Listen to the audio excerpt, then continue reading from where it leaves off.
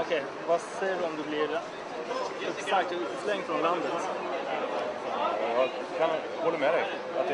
Att det kan kännas rent etiskt och moraliskt kan det kännas fullständigt förkastligt. Det håller jag med om.